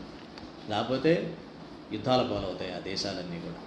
ఇప్పుడు అన్ని యుద్ధాలే కదా, ప్రపంచంలో ఎక్కడ చూసినా యుద్ధాలే. మన ఎలా అయిపోయారంటే జనం ఎవరో పెట్టారు 20 అంటే అదేదో ఉందంట, ఇది లింక్ పంపాడు. ఆ లింక్ కొడితే ఏంటంటే ప్రపంచంలో అన్ని దేశాల్లో వార్తలు తెలుస్తాయంట మనకి. నేను అందుకే పెట్టాను తర్వాత, అంటే ప్రపంచంలో అన్ని యుద్ధాలు కూడా తెలుసుకోవచ్చు అనమాట అని. ప్రస్తుతం అదే కదా టాపిక్. అంటే వీడికి ఒక యుద్ధం చూసి సరిపోట్లా, మొత్తం ప్రపంచాన్ని యుద్ధాలు ఉన్నాయి ఇవాళ. సో ప్రపంచంలో అన్ని యుద్ధాలు రౌండ్ వేసేయచ్చు. 24 పడుకోకుండా, నిద్రపోకుండా, తింటూ చూడొచ్చు, కాఫీ తాగుతూ చూడొచ్చు, పడుకొని చూడొచ్చు, అన్ని రకాలుగా అన్ని యుద్ధాలు ఎంజాయ్ చేయొచ్చు వీడు. అది అయిపోయింది. ఇప్పుడు చాలామంది ఇంకా యుద్ధం మొదలవలేదండి, వీడికి ఏమిటి యుద్ధం మొదలవాలి మనసులో ఉంది వీడికి. యుద్ధం వద్దని అనిపించట్లే ఎవడు కూడా.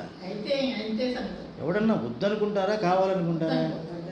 వద్దనుకోవాల్సింది పోయి ఇంకా మొదలవాలి, కిక్ రావట్లేదు వీడికి. ఇంకా ఆ కిక్ రావాలంటే యుద్ధం మొదలవ్వాలి, మొదలైతే మరి దాని గురించి మాట్లాడుకోవాలి. చూడండి ఎంత దారుణంగా తయారయ్యారో మనుషులు. అదే ఇక్కడ చెప్తున్నాడు అనమాట. అంటే ఏంటి? ధర్మంగా ఎవరైతే ప్రజలు ధర్మపరులై ఉంటారో, వారి రాజు కూడా ధర్మపరుడై ఉంటాడో, అక్కడ ఎప్పుడు కూడా పరమాత్మ ఉండి వారికి సమృద్ధిని కలగజేస్తాడు. అందుకనే జనాలకు ఈశ్వరుడు ఎవరయ్యా అంటే పరమాత్మ. ఏ జనాలు? సజ్జనులకు ఈశ్వరుడు. కాబట్టి సజ్జనులకు మాత్రమే ఈశ్వరుడు. కాబట్టి మన సజ్జనులుగా ఉండడానికి మనం ప్రయత్నం చేయాలి. పొరపాట్లు చేయలేదని అంటలేదమ్మా, అందరం పొరపాట్లు చేస్తున్నాడమే. అందరూ ఎప్పుడో అవినీతితో అధర్మార్గంలో వెళ్ళిన వాళ్ళమే. పర్వాలా, పశ్చాత్తాపడాలి, ప్రాయశ్చిత్తం చేసుకోవాలి. ఇవి రెండు జరిగితే ఆటోమేటిక్గా పరమాత్మ అంత దయామయుడు, కరుణామయుడు ఇంకొకళ్ళు ఎవరు లేరు. తల్లి కూడా కండిషన్లు పెడుతుందేమో కానీ భగవంతుడు ఎప్పుడు కండిషన్స్ పెట్టడు. ఎటువంటి వాడినైనా కూడా ఆయన ఇమ్మీడియట్గా హక్కున చేర్చుకుంటాడు. అనుకూల. అనుకూలం అంటే ఏంటి?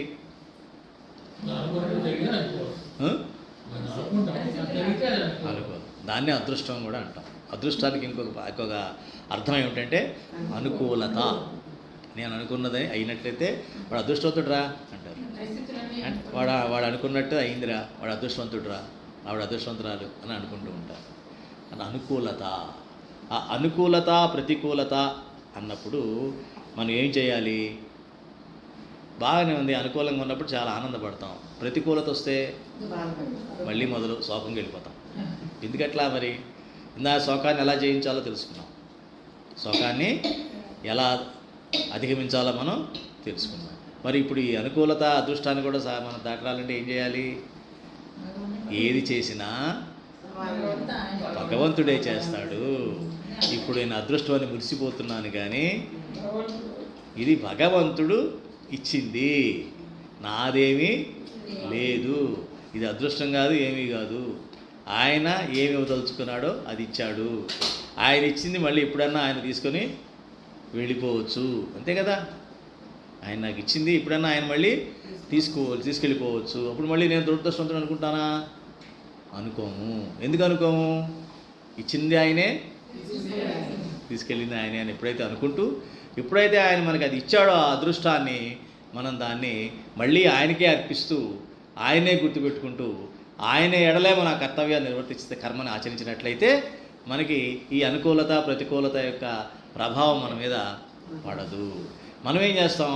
అదృష్టం అని రాగానే విర్రవీగిపోయి, మనం పరమాత్మను మర్చిపోయి, మళ్ళీ మాయతో మనం దగ్గరైపోయి, అన్ని రకాలైన అరిష్టాలు దరిద్రాలు చేసుకొని మళ్ళీ తర్వాత బాధపడి ఈ జీవితం అప్పటికి ముగిసిపోతుంది.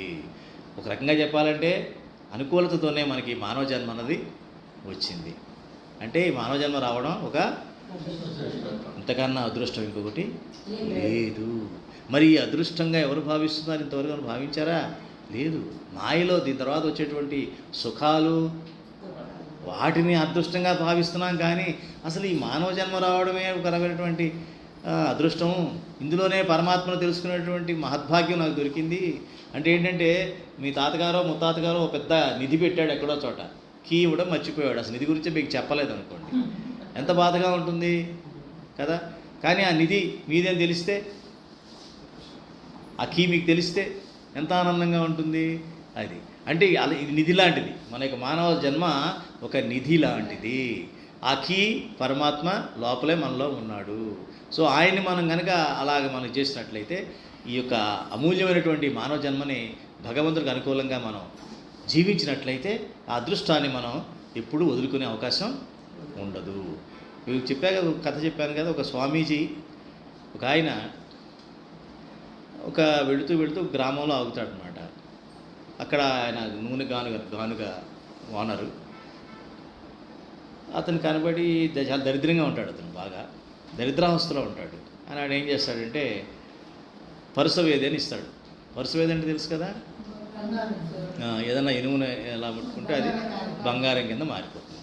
అటువంటి పరుసవేదిని వీడి దరిద్రాన్ని చూసి వీడికి ఇద్దాం పోని కొన్నాళ్ళు బాగుపడతాడులే అని చెప్పేసి వాడి చేతిలో పెట్టి, ఒరే బాబు నువ్వు ఈ రాయిని దగ్గర పెట్టుకో, నేను 6 నెలలు యాత్ర చేసి వస్తాను, అప్పటి వరకు నువ్వు దీన్ని వాడుకో, ఆ తర్వాత నాకు ఇచ్చేసేయి. అలాగే అంటాడు, పక్కన పెడతాడు. ఈయన స్వామీజీ ఈ 6 నెలల యాత్రకి వెళ్ళి దిగ్విజయంగా వెనక్కి వస్తాడు. వచ్చి చూస్తే వీడు ఇంకా అదే గానుగలో తిరుగుతూ ఉంటుంది, దరిద్రంగానే ఉంటాడు. వాడి స్థితిలో ఎటువంటి మార్పు లేదు. ఆశ్చర్యం వేస్తుంది. వచ్చి ఏమయ్యా ఏంటి, మొన్న నీకు ఇచ్చా కదా, ఒక రాయి లాంటిది ఇచ్చా కదా, ఏం చేసామంటే, మీరు రాయి ఇచ్చారు కదండి, అది ఆ పక్కన పెట్టానండి, మూల బిజీగా ఉన్నానండి. అంత బిజీ అంటేనండి అస్సలు ఊపిరాట్లేదండి, 2 చేతులు సరిపోవట్లేదండి అసలు. అంత ఏంటి వాడు ఇచ్చింది ఏంటి, వాడు చేసుకోమన్నది ఏంటి, నువ్వు చేస్తున్నది ఏమిటి, నీకు ఇచ్చింది మానవ జన్మ ఏమిటి, ఇది పరసవేది లాంటి మానవ జన్మ. నువ్వు సుఖము పొందొచ్చు, ఆనందంగా ఉండొచ్చు, ముక్తిని కూడా పొందొచ్చు. ప్యాకేజ్ ఇచ్చాడు భగవంతుడికి మానవ జన్మ ఇచ్చి, నువ్వు చేస్తున్నది ఏంటి, గానుగా ఆడించుకుంటున్నావా?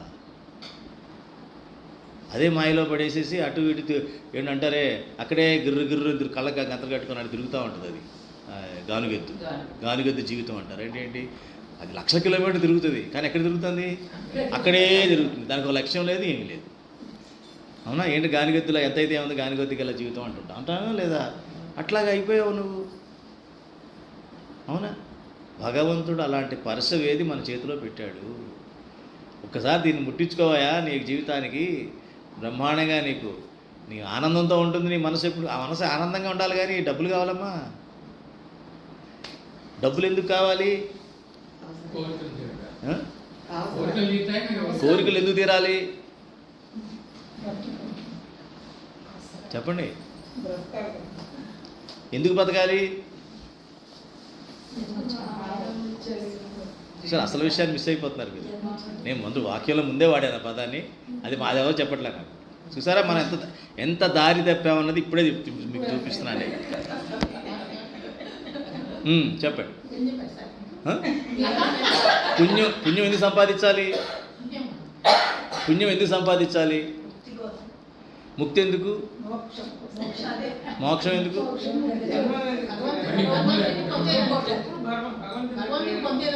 భగవంతుడిని పొందడం. భగవంతుడు ఎందుకు పొందాలి? జన్మ రాకపోతే ఏమవుద్ది? ఈ జన్మలో ఉన్నాం కాబట్టి. సరే ఉన్నాము, సరే భగవంతుడిని పొందేశాము, సరే భగవంతుడు ఎందుకు పొందాలి? జన్మ రాకుండా ఉండాలి. జన్మ ఎందుకు రాకుండా ఉండడం?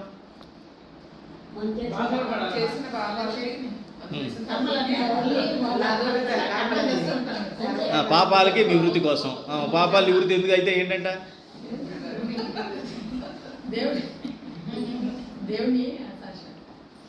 చూసారా ఎన్ని జాయింట్లు ఉన్నాయో, ముక్కలు అయిపోయిందో మనసులో. ఎక్కడా కూడా సరైనటువంటి పిక్చర్ రావట్లా, సరైన పిక్చరు రావటంలా. ఉదాహరణ దీని కథ ఏంటంటే, దీనికి కథ ఏంటంటే, ఒక తండ్రి సాఫ్ట్వేర్ ఇంజనీర్, వాడి పిల్లల్ని, వాడికి తీరిక ఉండదు కదా, సాఫ్ట్వేర్ ఇంజనీర్ అంటే వాడు రాత్రి పగలు కూడా హార్మోని కొట్టుకుంటూ ఉంటాడు, ఆ ల్యాప్టాప్ హార్మోని వాయించుకుంటూ ఉంటాడు రాత్రి 10 అయినా సరే. మీటింగ్ అంటాడు, ఇలా అంటాడు, ఇలా అంటాడు, ఏమిటో అర్థం కాదు. సరే అదేదో చేసుకుంటాడు.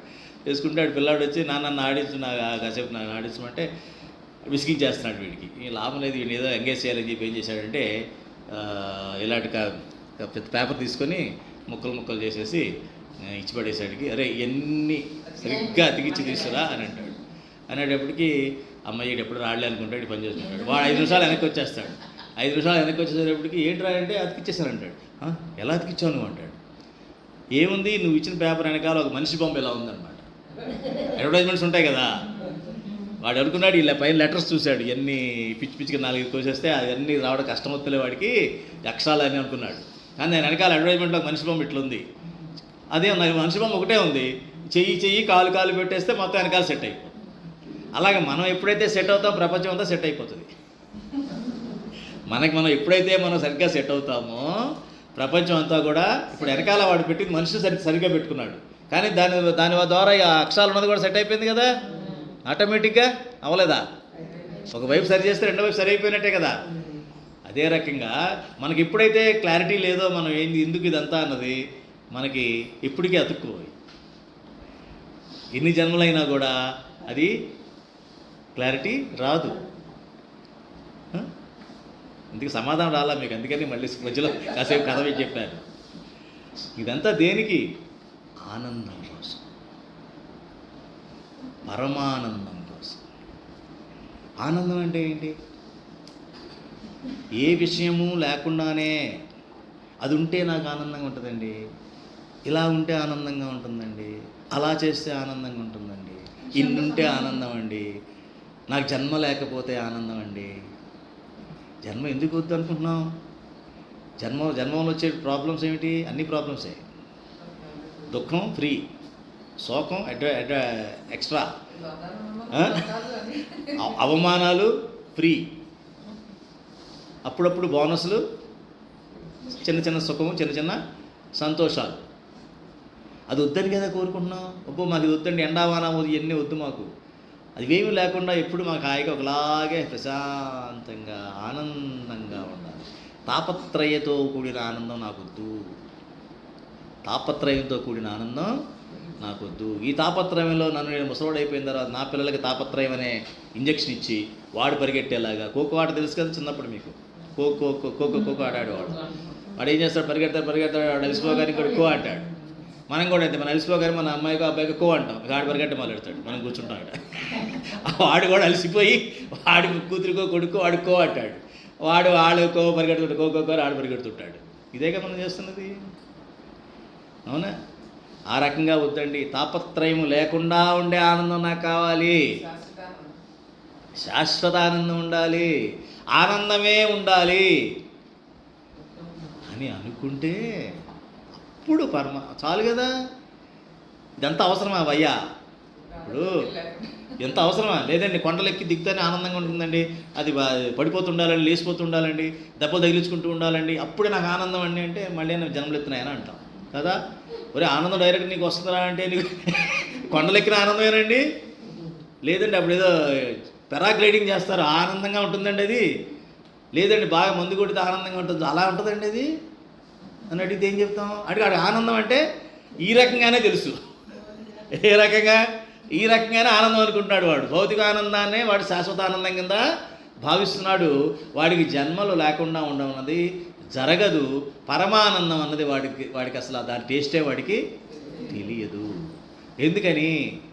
నేను ముసలివాడిని అయిపోయి దగ్గరగా అవుతున్న మృత్యువు దగ్గర పడుతున్నా కూడా పిల్లవాడికి ఆనందం యొక్క డెఫినేషను అదే చెప్తున్నాను. కానీ నేను ఫెయిల్ అయ్యాను, మనం ఎలా ఫెయిల్ అయ్యాం మనకు తెలుసు. అది ఆనందాన్ని ఇవ్వదు, బయట విషయాలు ఏది మనకు ఆనందం ఇవ్వ సంగతి మనందరికీ బాగా తెలుసు. అయినా కూడా మనం ఏం చేస్తున్నాం, అదే విషయాలని వాళ్ళకి చెప్పి వాళ్ళ ఆనందాలని కూడా మనం ఎక్కడైతే ఫెయిల్ అయ్యామో వాళ్ళు కూడా అక్కడే ఫెయిల్ అయ్యేలాగా మనం చేస్తున్నాం. మనం గొప్పవాళ్ళమా, తెలివైన వాళ్ళమా, తెలివి తక్కువ వాళ్ళమా? తెలివి తక్కువ వాళ్ళు. కానీ మరి అలా ఉంది కదండి సొసైటీ ఉంది కాబట్టి నువ్వు గమ్మునుండు. వాడు ఎట్లా వెళ్తే వాళ్ళకి ఎలా తెలుసుకున్నా వాడు కూడా త్వరగా తెలుసుకుంటాడు. నీకు ముసలాయిన వరకు తెలియలేదు, వాడికి కొంచెం కనీసం 10 ఏళ్ళలో తెలుస్తుందేమో. కాబట్టి నువ్వు గమ్మునుండు. ముందు వాడు చప్పట్లు కొట్టమాక. వాడేదో సాధించి వచ్చేటప్పటికి ఆహా నువ్వు చప్పట్లు కొట్టద్దు. అది మాయా, ఆనందం ఎంతసేపు ఉండదు నీకు తెలుసు కాబట్టి. అవునా, బాగుందినా, నువ్వు హ్యాపీనా, ఓకే రైట్, అంతే. నువ్వు రెచ్చిపోకూడదు, నువ్వు ఊరినే హెచ్చుగా డ్యాన్స్లే చేయకూడదు. ఎప్పుడైతే నేను అది చేశానో వాడికి పాప తెలియకుండా వాడు కూడా ప్రభావితం అయిపోయి మా తాత చప్పట్లు కొట్టాడు, మా నాన్న చప్పట్లు కొట్టాడు అంటే ఇది ఇందులో చాలా ఏదో ఉందన్నమాట అని అనుకుంటాడు. ఇప్పుడు ఇది నేను చెప్పానని చెప్పి మీరు బలవంతంగా చేస్తే అయ్యేది కాదు. అది ఈ యొక్క పరమార్థాన్ని గ్రహించి ఆనందం పరమాత్మనే ఉంది, ఆ పరమాత్మను మన పిల్లలు త్వరగా గ్రహించి ఆనందాన్ని కూడా అనుభవించినట్లయితే ఈ విషయాల ద్వారా వచ్చేటువంటి భంగపాటు కానీ చిన్న చిన్న ఆనందాలు కానీ దాని ద్వారా వచ్చేటువంటి అపజయాలు కానీ వాళ్ళని చాలా అవలేలుగా తీసుకుంటారు, వాళ్ళు ఎక్కడా ఇబ్బంది పడ్డు అని మనం అనుకోవాలి. ఆ స్థైర్యము ధైర్యము ఆ యొక్క ఆత్మ ఏమంటారు, ఆత్మ యొక్క బలం మనం ఇవ్వగలగాలి. ఇవాళ ఇన్ని సూసైడ్లు అవుతున్నాయి బయట. పెళ్ళని చంపేస్తుంది, మూడు చంపేస్తున్నారు, పిల్లలు చంపేస్తున్నారు, ఏమిటేమిటో జరిగిపోతున్నాయి పేపర్లు చూస్తుంటే. ఎందుకు కారణం? ఇవన్నీ కూడా వాళ్ళ దగ్గర ఏమి లేవా? అన్నీ ఉన్నాయి, ఉద్యోగం ఉంది, ఇల్లు ఉంది, డబ్బులు ఉన్నాయి, అన్నీ ఉన్నాయి. మనం చూసాం కదా, ఎవరు యూఎస్ నుంచి ఎవరు మనవడు వచ్చి తాతను చంపేశాడు. వాడు బాగా డబ్బులు ఉన్నాడు, వాడు ఇండస్ట్రియలిస్ట్ అంటే వాడు. ఏమిటి ఉపయోగం? ఏం జరుగుతుంది? చెప్పా కదా, ఫస్ట్లో శోకం గురించి చెప్పా కదా, మందాక రాలేదు, మనం రానున్నాం. అది కాదు, దానివల్ల శోకం పోదు, బాధపడాలి. అబ్బా పాపం ఆయన ఎంత కష్టపడి ఉంటాడు, ముసలాయన ఎంత ప్రేమగా ఎంత చక్కగా పెంచుంటాడు ఆ యొక్క కుటుంబ వృక్షాన్ని. చివరికి ఏంటి ఎలా అయిపోయాడు ఆయన? ఏం జరిగి ఉండొచ్చు, పొరపాటు ఎక్కడ జరిగి ఉండొచ్చు అంటే ఇదే పొరపాటు, పరమాత్మతో సంయమనం లేకపోవడం. భగవద్గీతలో శ్రీకృష్ణ చెప్పినటువంటి యోగంతో లేకపోవడం. సో భగవంతుడి యోగాన్ని ఎప్పుడైతే మనం తెచ్చుకుంటామోనమ్మా, ఆనందం అన్నది అకారణంగా వస్తుంది. ఆనందం అన్నది విషయపరంగా రాదు, తాపత్రయాలు పడకుండానే ఆనందం అన్నది వల్ల ఉంటుంది. అది అనుభూతి చెందుతారు మీరు, ఇప్పుడు చెందగలగాలి. ఎప్పుడైతే మీరు ఆ అనుభూతి చెందుతారో అప్పుడు మీకు ఎవరు ఆనందాన్ని బయట పీకలేరు. దాన్ని ఎవడి వల్ల కాదు. విద్య కానీ, మీకున్న నా జ్ఞానాన్ని కానీ, మీకున్న ఆనందాన్ని కానీ ఎవ్వరూ దొంగిలించలేరు. దొంగిలించగలరమ్మా? శ్రీకృష్ణుడి టైంలో ఎవరు బాగా పరమానందంలో ఎవరుమ్మా? గోపికలు. ఏముంది వాళ్ళ దగ్గర? గోపికలకి ఏముందండి? ఒక రాజ్యం లేదు, వాళ్ళకి ఏం లేదు. గోపికలకి ఎలా వస్తుంది ఆనందం? అర్థం కాదు మనకి, అర్థమే కాదు. ఎందుకని? మనకు విషయాలు ఉంటే తప్ప ఆనందం రాని పరిస్థితిలో మనం మైండ్ ఉంది. ఆవిడ చక్కగా చెప్పారు, చాలా చక్కని ఆన్సర్ అది. ఈ ఆన్సరు మీ జీవితంలో పెట్టుకోండి. అది అక్కడ కృష్ణుడు చెప్పడమే కాదు, మన జీవితంలో పెట్టుకోవాలి. నేను గోపికనే, నాకు శ్రీకృష్ణ పరమాత్మ ఒక్కడే, మిగతాది ఎట్లా పోయినా నాకు అనవసరం, ఎక్కడికి పోవు, భగవంతుడు అందరినీ చూసుకుంటాడు, కాబట్టి నాకు మాత్రం పరమాత్మ ఒక్కడే, నాకు ఆనందం వస్తుంది అని చెప్పి వాళ్ళు అనుకున్నారు. కాబట్టి వాళ్ళకి ఆనందాన్ని ఎవరూ తీసివేయలేకపోయారు. వాళ్ళ యొక్క ఆనందాన్ని చూసి మిగతా వాళ్ళంతా ఈర్ష్యపడ్డారు. ఎవరు? ఉద్ధవుడు కూడా చివరిలో ఏమనుకున్నాడు తెలుసా? ఆ గోపికలు నడయాడినటువంటి ఆ మట్టి నా నెత్తి మీద వేసుకుంటానంటాడు. వీళ్ళకి ఇంత ఆనందమా వీళ్ళకని అసూయపడ్డారు అందరూ కూడా. ఏముందని గోపికల దగ్గర? దొంగిలించలేనిది ఉంది. ఎవరు కూడా దొంగిలించలేనటువంటి పరమానందం అనేటువంటి ఆస్తి వాళ్ళ దగ్గర ఉంది. అదే మన దగ్గర ఆస్తులు పెరిగే కొద్దీ ఏమవుద్ది? భయం పెరుగుతుంది. సెక్యూరిటీ కెమెరాలు, మళ్ళీ ఆ కెమెరాలు చూడడానికి ఇంకో కెమెరా, మళ్ళీ ఆ కెమెరాలను చూడడానికి ఇంకో కెమెరా, అవన్నీ చూసుకోవడానికి మళ్ళీ ఒక యాప్. ఈ యాప్ అమెరికాకి వెళ్ళినా సరే చూసుకోవాలి. అమెరికాలో చూసుకోవాలంటే ఇక్కడ రాత్రి అక్కడ పగలు. అంటే 24/7 వీడు కొట్టుకుంటూనే ఉంటాడు, కెమెరాలను వీడు చూసుకుంటూనే ఉంటాడు. ఏం ఆనందం వస్తుందమ్మా? ఉన్న కాస్త ఆనందం పోయింది. ఇదంతా కూడా వాస్తవికమైనటువంటి మన జీవితం. ఈ వాస్తవమైన జీవితాన్ని మనం మీరు అన్నట్టుగా ఆ స్థాయికి మనం తీసుకెళ్ళాలి. ప్రహ్లాదుడి స్థాయికి, గోపికల స్థాయికి కనుక మనం ఏం లేదు, పెద్ద కష్టమైన విషయం కాదమ్మా అది. ప్రతి క్షణం అలాగే అనుకుంటూ ఉండాలి, ప్రతి క్షణం. అప్పుడు శోకం కానీ ఇబ్బంది కానీ ఎటువంటి మనల్ని ఇబ్బంది పెట్టవు. ఇక్కడ అభ్యర్థం అయిపోయిందా? శతావర్తి కొంచెం ఉంది. శతావర్త అంటే ఏంటి? తన చుట్టూ అనేక ఆవర్తనములు సుడులు కలిగినవాడు అంటే ఏమిటి? ఆయన యొక్క సుడి నుంచి ఎవరు బయట పడలేరు. మనం ఏం చేస్తాము? మనసు అనే సుడి మనం గీసుకొని అందులోంచి బయటికి రాకుండా పరమాత్మకి అందుకోలేకుండా ఉంటాము. కాబట్టి మనం భగవంతుడి యొక్క ఆవర్తనంలోకి మనం వెళ్ళాలి.